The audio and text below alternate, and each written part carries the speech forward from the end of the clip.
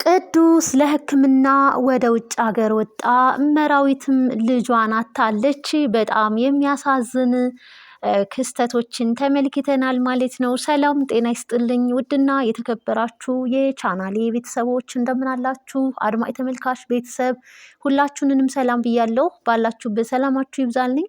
ጽናት ድራማ ክፍል 189ን ይዘን መተናል ማለት ነው። በባለፈው ክፍል እንዳየነው እንደተመለከትነው ኪራና ጽናት እንግዲህ እልል በተባለ ሰርግ ጋብቻቸውን አድርገው ተሞሽረው በስተ መጨረሻ እንግዲህ ቅዱስ ላይ በዛብህ በተኮሰው ተኩስ ቅዱስ እንግዲህ እጅጉን በጣም ያው ጉዳት ደርሶበት እንግዲህ ከሀገር ውጭ ወጥቶ እንዲታከምም እንግዲህ ከሀገር ውጭ ይገኛል ማለት ነው። መራዊትም እንግዲህ በጣም በሚያሳዝን ሁኔታ ቅስም የሚሰብር ነገር ነው። የእሷን ደግሞ እኛ ያሰብነውና የገምት ነው እንደውም ምጧ መጥቶ ልጇን ወልዳ የምታቅፍ ነበር የመሰለን። ነገር ግን ያሰብነው ሳይሆን ያላሰብነውን ነገር ነው እንግዲህ ሆኖ ያየነው ማለት ነው። ምሩ ልጇን አታለች። በጣም ያሳዝናል። መራዊት እንግዲህ ከበፊትም ጀምሮ ያው የጤና ችግር አለባት። አፍቃሪዋ ናሆም ደግሞ ሁለ ደካማ ጎኗንም አይቶ ነበር። እንግዲህ ያው ፍቅር ከተባለ እንግዲህ ደካማ ጎኗንም እንግዲህ ሸፍኖላት ነውና ያንን እንግዲህ ናሆም ታማሚ ነች የህመም ኬዝ አለባት ብሎ አልተዋትም።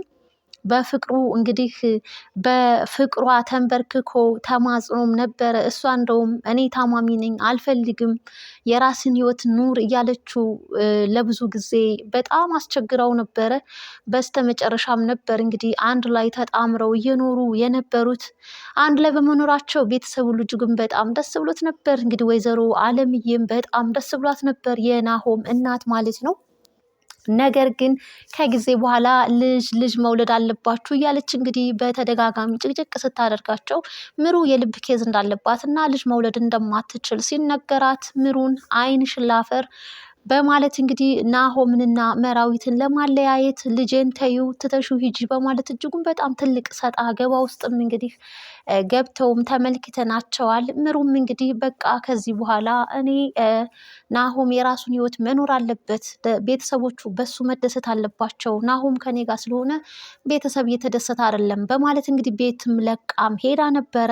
ነገር ግን አልቻለችም። ናሆም እሷ ስትሄድ ስትጠፋበት ቤቱን ትታ ስትሄድ ይባሱን ተጎዳ እንጂ ህይወቱ ተቀይሮ ተሻሽሎ አላየንም። ያንን ባየችበትም ጊዜ ምሩ እንግዲህ ከሄደችበትና ራሷን ከደበቀችበት ቦታ እንግዲህ ተመልሳ ወደ ቤቷ መታ እንግዲህ እጅጉን በጣም እንግዲህ ወይዘሮ አለምዬም እንግዲህ ጽዮንን አግብቶ እንዲኖር ጽዮንን ለማቀራረብ እንግዲህ ምሩ ቤቱን ትታ ስትሄድ ጽዮንን ነበር በቤት ውስጥ የተካችው ናሆም እና ጽዮንም እንግዲህ እጅጉን በጣም እንግዲህ ሲደባደቡም ሲጣሉም ብዙ ነገሮችን ተመልክተናል ማለት ነው።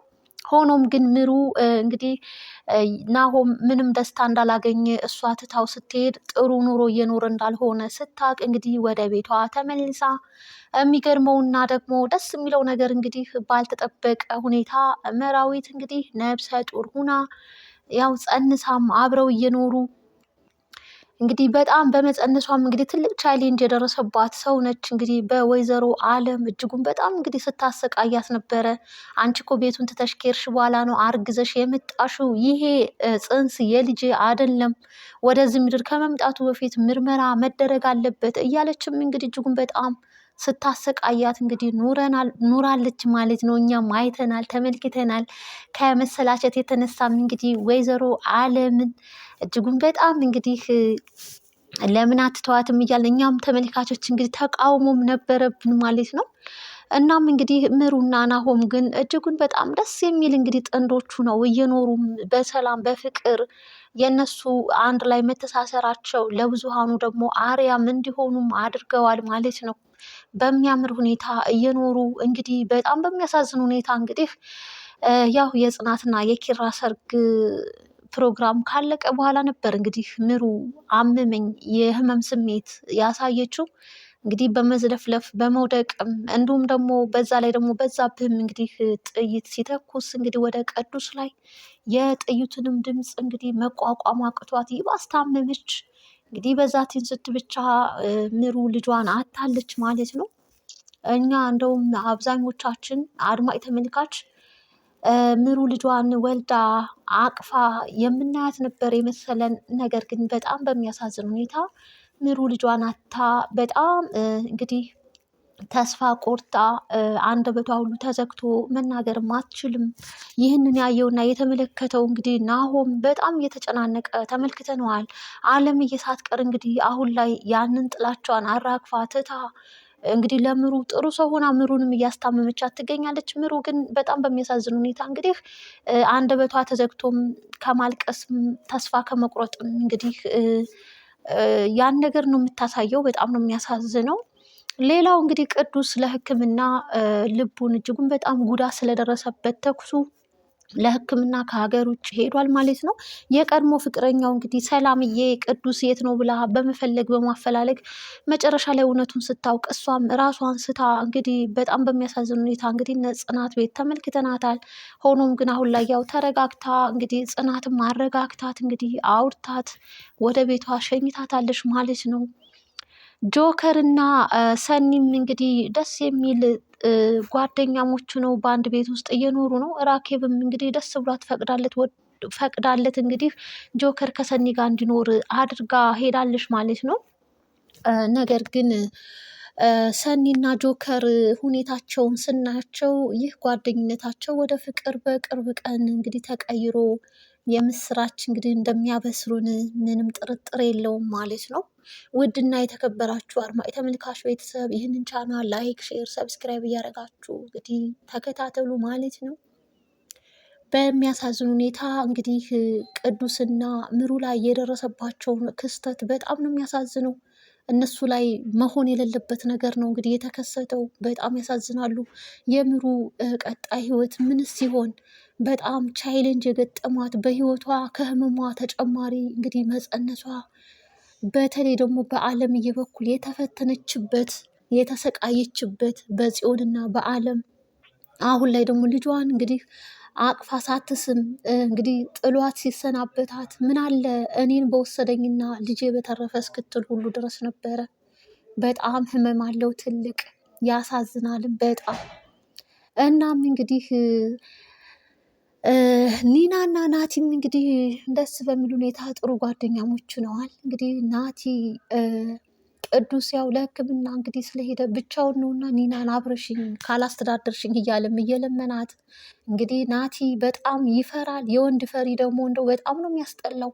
እናም እንግዲህ ኪችን ገብቶ ኩክ ማድረግ ለራሱ እንደሚፈራ ኒና እነ አብረሽኝ እንግባ በማለትም እንግዲህ ብቻ ፈኒ እያደረጉን ተመልክተናቸዋል ማለት ነው። ትንሿ የነ ኪራ ሰራተኛ ትምህርት እንድትማር ፈቅደውላት እንግዲህ የኪራ ጓደኛው በጣም አፍቅሯታል።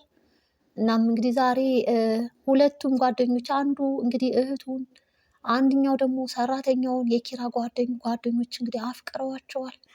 እናም እንግዲህ በጣም በሚገርምና በሚያሳዝን ሁኔታ እንግዲህ ጽናትዬ ትልቅ ለትምህርት ቦታ አላትና እኔ የመማሩ እድል ባይኖረኝም ይች ልጅ እንኳን ትምህርቷን መማር አለበት ብለው እንግዲህ ቤታቸው በሰራተኝነት ቢቀጥሯትም ትምህርት እንድትማር ፈቅደውላት ጽናትም እንግዲህ ጥሩ የሆነ ልዩ የሆነ እንክብካቤ ከጥሩ ምክር ጋር እንግዲህ እየለገሰቻት ነው ትንሿን ሰራተኛ።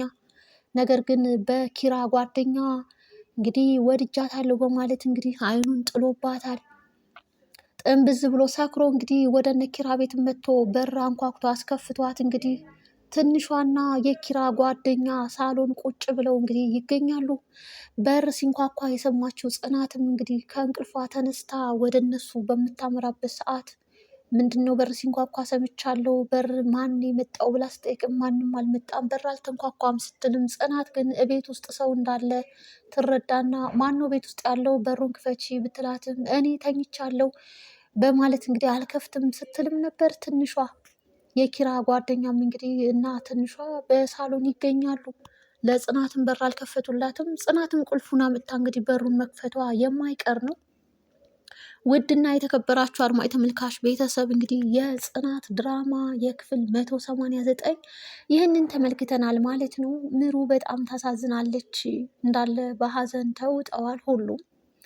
ኪራም እንግዲህ ስራ ቦታው ላይ ተፍ ተፍ እያለ አዲስ ህይወት አዲስ ስራ እጅጉን በጣም እንግዲህ አሁን ላይ በጣም ቢዚ ሆኖም ተመልክተዋል። ጽናትም ኪራ በጣም ቢዚ በመሆኑና ለእሷ ጊዜ ባለመስጠቱ ትንሽ ቅሬታ ነገርም ገብቶባታል። ያንን ቅሬታዋን ደግሞ ኪራም አውቆባታል ማለት ነው። ውድና የተከበራችሁ አድማጭ ተመልካች ቤተሰብ የጽናት ድራማ እንግዲህ የክፍል 189 እኒህን ተመልክተናል ማለት ነው። ምሩ ዕጣ ፈንታዋ ምን ሲሆን አገግማ ትነሳ ይሆን? ሰኒና ጆከርስ ተፋቅረው ተጣምረው አንድ ላይ ይኖሩ ይሆን? ናቲና ኒናስ አንድ ላይ እነሱስ በፍቅር የተሳሰሩ ይሆን? ጥንድ ጥንድ ሆነው እንግዲህ ትንሿና የኪራ ጓደኛ ሲፋቀሩ ይሆን ወይንስ? እስኪ ሁላችሁም ግምት፣ ሀሳብ አስተያየታችሁን በኮመንት አጋሩን። ለዛሬ የነበረን ቆይታ ይህን ይመስል ነበረ። በቀጣይ ክፍል ደግሞ እስክንገናኝ ድረስ የምሩ ከዚህ በኋላ ያለው ህይወቷ በምንድን ነው የምታስቀጥለው? ከህመሟ ታገግም ሲሆን ወይ? ቅዱስስ እንግዲህ ታክሞ በሰላም ወደ ሀገሩ ይመለስ ይሆን? ሰላምዬስ እንግዲህ ውሳኔዋ ወደ ቅዱስ ተከትለው ትሄድ ይሆን? ከሀገር ወጥታ ለማስታመም ትሄድ ይሆን? በጣም ብቻ የሚያሳዝንም የሚገራርምም እንግዲህ ታሪኮች ወደፊት እንግዲህ በጽናት ድራማ ላይ ይከሰታል ማለት ነው። ከኛ የሚጠበቀው እንግዲህ ላይክ፣ ሼር፣ ሰብስክራይብ እያደረግን ቪዲዮውን መመልከት፣ ቀጣዩንም ክፍል እንግዲህ በቀጣይ ክፍል ይዘንላችሁ የምንቀርብ ይሆናል። ባላችሁበት ሰላማችሁ በዚህ ትበልልኝ። ባይ ባይ። ውድ ቤተሰብ ላይክ፣ ሼር፣ ሰብስክራይብ እንዳይረሳ። ለምታበረታቱኝና ከጎን የሆናችሁ ላይክ፣ ሼር፣ ሰብስክራይብ ለምታደርጉልኝ እጅጉን በጣም አድርጌ አመሰግናለሁ። በቀጣይ ክፍል እስክንገናኝ ድረስ ባላችሁበት ቸር ሰንብቱ። ባይ ባይ።